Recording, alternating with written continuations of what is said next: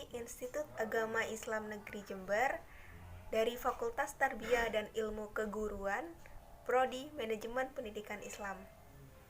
Sebelum saya menjelaskan tentang suatu materi, saya punya kata-kata nih buat kalian. Tanamkan dalam pikiran kalian bahwa kalian tuh harus berjalan tanpa henti. Jangan menyerah dan tetap semangat belajar. Baik, langsung saja di sini saya akan menjelaskan tentang teks eksposisi.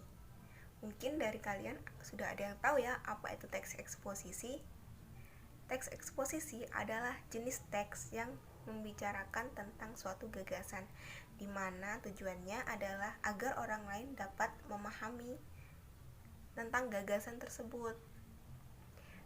Gagasan diambil oleh penulis atau pembicara berdasarkan suatu sudut pandang tertentu. Untuk menguatkan gagasan tersebut, penulis atau pembicara harus menyertakan alasan-alasan yang logis, entah itu berupa fakta, pendapat yang disampaikan oleh orang lain, dan sebagainya. Adapun struktur teks eksposisi diantaranya adalah tesis, yang kedua argumentasi, dan yang ketiga adalah penegasan ulang. Yang dimaksud tesis di sini adalah teori yang digunakan dalam karya tulis ilmiah, sedangkan argumentasi adalah bagian yang digunakan untuk menjabarkan pendapat yang disampaikan pada tesis.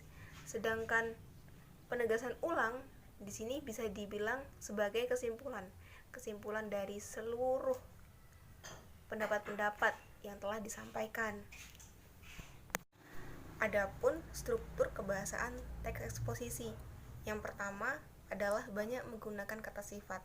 Contohnya, suatu perusahaan dituntut untuk inovatif dan kreatif agar dapat bertahan di tengah persaingan yang ketat. Yang kedua adalah banyak menggunakan kata istilah.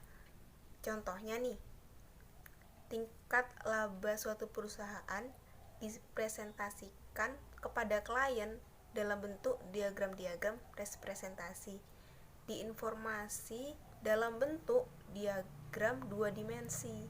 Itu contohnya.